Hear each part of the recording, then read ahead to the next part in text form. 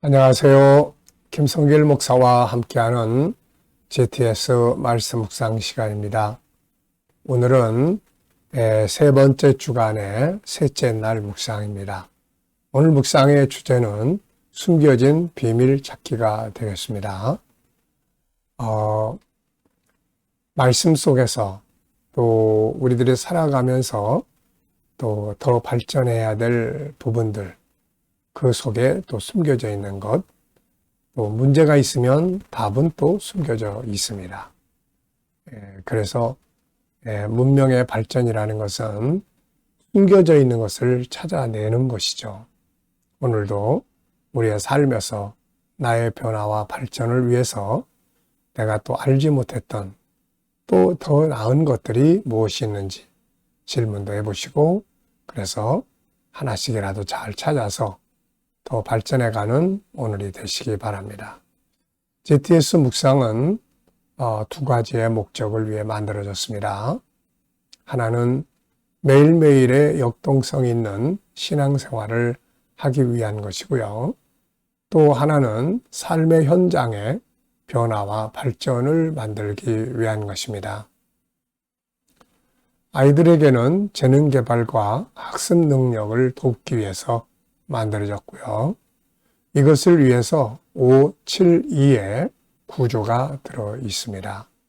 5는 그림 분석을 통해서 생각하는 힘을 키우는 것이고요. 7은 매일매일 7가지 주제입니다. 이 주제를 따라가면 변화와 발전을 만들게 되죠. 이것을 한꺼번에 모아서 사용하면 내 삶을 점검하는 아주 좋은 점검표 컨설팅의 도구가 되고요. 아이들은 독서와 학습 지도하는데 아주 유익한 프로그램이 되겠습니다. 2는 질문 만들기와 그림을 보고 주님과 소통하고 영감을 얻는 훈련입니다. 5, 7, 2 잘 활용하셔서 오늘도 행복하고 또 더 발전하고 새로운 변화가 있는 그런 날이 되시기 바랍니다. 자, 그림 분석부터 시작을 하죠. 그림에는 예수님께서 앞에 앉아 있는 사람에게 뭔가 손을 얹어 기도해 주시는 그런 내용입니다. 저는 이 그림의 제목을 이렇게 적어봤습니다. 복의 근원, 복의 근원. 그리고 의미는 하나님은 복을 주시는 분이시다. 성도는 복을 받고 또 나누는 삶을 살아야 한다. 가장 복 있는 자들은 복의 근원이 되는 사람이다. 그렇죠? 먼저 하나님 앞에 내가 은혜와 복을 받고 그 다음에 이것을 누군가에게 나누어주는 그런 삶을 사는 것이 정말 행복한 거죠. 분석입니다. 보이는 부분에는 강단에 서신 예수님, 그리고 성경 말씀, 펼쳐져 있는 성경책, 그리고 강단 탁자, 십자가가 그려져 있고요. 앞에는 성도가 앉아 있습니다. 의자 칸막이가 가운데 있는 것 같고요. 이 그림의 저자, 사인이 있고 배경색이 있습니다. 자, 보이지 않는 부분에는 어떤 내용들이 있을까요? 우선 이 그림의 의미는 무엇인가? 여기에 있는 이 성도는 어떤 사람인가? 주님은 왜 그에게 손을 얹어 기도해 주시려고 하시는가? 주님이 그에게 주시는 말씀은 뭔가? 예수님의 마음, 성도의 마음, 그 결과는 무엇인가? 이런 것들은 다 보이지 않지만 이 그림과 다 연관이 있는 부분들이죠. 자, 세 번째입니다. 그림에서 가장 중요한 것은 무엇인가요? 저는 복을 주시는 주님이 계시다는 것, 그리고 그 주님이 나의 주님이 되시는 것, 이게 아주 중요하죠. 인생은 혼자서 사는 것이 아닙니다. 주님과 함께 살아갈 때 복을 누리고 또 든든하고 또 힘을 얻게 되죠. 자, 연상법 훈련입니다. 눈 감아보시고요. 그림의 내용 한번 떠올려 볼까요?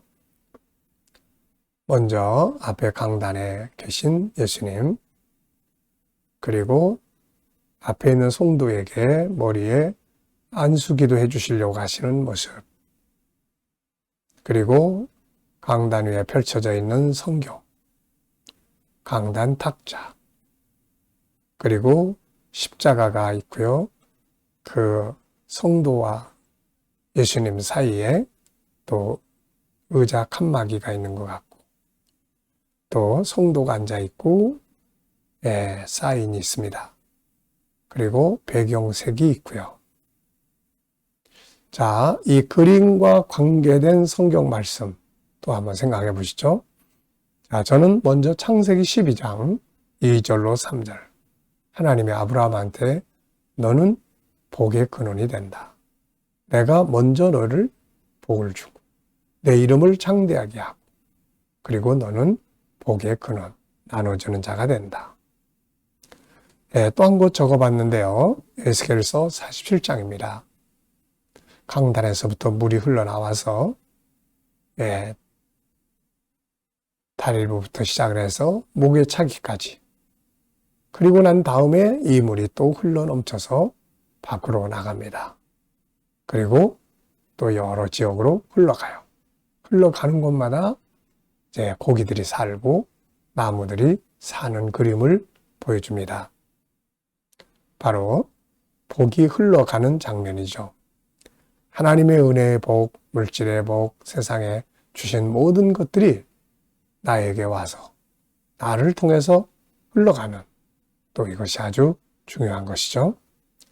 자, 상상력 키우기입니다. 이 그림 가운데 두고요. 앞에는 저는 창세기 1장, 하나님이 처음에 사람을 만드시고 복을 주어 가라사대, 이 말씀. 자, 그리고 지금 예수님이 또 사람에게 복을 주시고, 다음 그림은 계시록 7장 9절로 17절을 그려보면 어떨까 해요.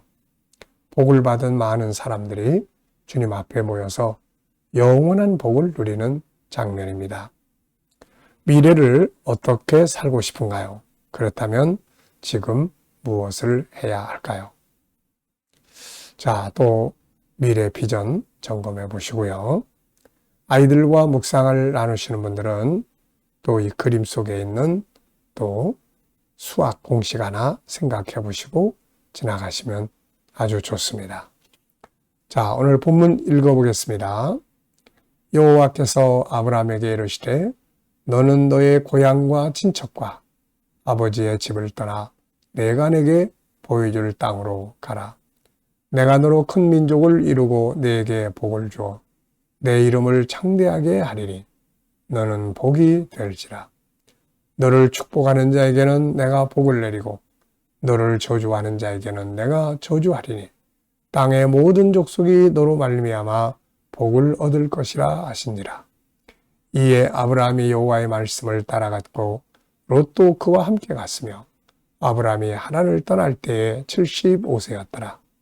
아브라함이 그의 아내 사레와 조카 롯과 하란에서 모은 모든 소유와 얻은 사람들을 이끌고 가나안 땅으로 가려고 떠나서 마침내 가나안 땅에 들어갔더라. 아멘. 자, 구조는 1, 2, 2입니다. 자, 1은 고향을 떠나라는 말씀. 그 다음에 두 구절은 하나님이 아브라함에게 복을 약속하시고 또 보장하시는 말씀. 그 뒤에 2는 하란에서 아브라함이 이제 떠나서 가나안 땅에 들어갔다는 내용이죠. 이렇게 구조를 기억하시면 전체를 암송하는 데 아주 도움이 됩니다.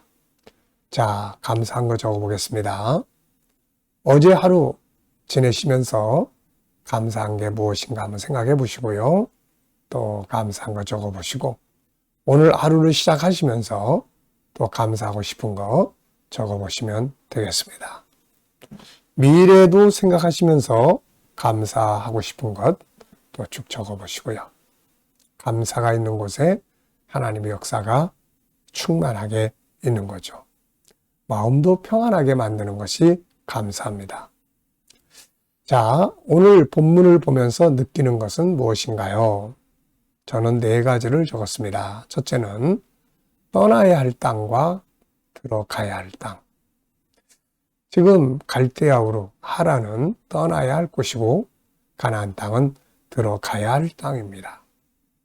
우리가 세상을 살아가면서 머물러야 할 땅이 있고 떠나야 할 곳이 있다는 것. 이걸 잘 구분하는 것이 지혜가 되고 축복이 됩니다. 두 번째는 아브라함한테 하나님이 복의 근원이 되라고 말씀하셨어요. 복을 받아서 복을 흘러가게 하고 나누는 사람이죠. 구원의 복도 내가 먼저 구원받고 다른 사람 구원시키도록 복음을 흘려보내고 물질이나 세상의 재능이나 또 많은 복도 이렇게 하면 이것이 모든 사람을 살리는 방법이 되죠. 세 번째는 하나님은 아브라함에게 보장을 약속합니다. 내가 너를 축복하는 자에게 축복하고 너를 저주하는 자에겐 내가 저주하겠다는 약속을 줍니다. 하나님의 보장이 있는 사람들이 바로 성도들이고 사명의 일꾼들이죠. 자, 4번째는 행동하는 신앙. 아브라함은 이 말씀을 듣고 행동을 합니다. 아무리 좋은 것도 행동하지 않으면 의미가 없는 거죠. 신앙은 행동입니다. 자, 2번째는 하나님이 아브라함에게 약속하신 것은 무엇인가요? 네, 하나는 복의 근원이 되게 하겠다는 것, 또 하나는 보장해 주겠다는 거죠. 우리도 아브라함에게 주신 이 약속을 믿고 우리도 이런 비전을 꿈꾸며 세상을 살아가면 하나님이 이렇게 또 역사하시는 거죠. 저 역시 이 말씀을 보고 이 말씀을 이루기 위해서 평생을 살아왔습니다. 지내놓고 보고 오늘의 삶을 보면 하나님의 말씀은 거짓이 없는 거죠. 자, 복의 근원으로 살아가겠다는 비전과 꿈을 항상 잊지 말고 가지고 살아보시기 바랍니다. 세 번째입니다. 하나님이 아브라함을 부르셔서 가나안으로 가게 하신 이유는 무엇인가요? 바로 땅의 모든 족속을 구원하기 위해서입니다. 그래서 가나안 땅 또 예루살렘은 선교의 출발점이 된 거죠. 4번째입니다. 오늘 본문에서 우리의 삶을 성공하게 해주는 성품이 있다면 어떤 것들이 있을까요? 네, 우선 저는 결단 있는 성품, 또 하나님의 복을 받게 하는 성품. 어떤 사람은 있는 복도 다 떠나게 만드는 성품이 있어요. 성질 잘 내고 또 거짓말 잘하고 또 부정적이고 나태하고 싸움질 잘하고 이런 것들은 있는 복도 다 흘러나가게 만드는 거죠. 그래서 복을 받게 하는 성품. 예수님은 온유한 자가 땅을 기업으로 얻는다 하셨습니다. 온유한 성품은 사람을 얻고 또 환경의 주변의 사람들로부터 따르는 그런 결과가 있죠. 그래서 복을 받게 되는 거예요. 그 다음에 희망의 성품, 도전적인 성품, 그 다음에 또 순종하는 성품, 공익적인 성품, 다른 사람을 생각할 줄 아는 행동하는 성품, 이런 성품들은 다 우리의 삶을 성공적으로 만들어주는 성품들입니다. 상담을 하다 보면 심리 질병의 많은 부분은 성품과 관계가 있다는 것을 보게 됩니다. 그래서 성품을 교정하고 성품을 훈련하는 것이 심리 질병을 심리 질병을 미리 방어하고 예방할 수 있는 좋은 방법이기도 한 거죠. 자, 2절에서 질문 만들기입니다. 2절.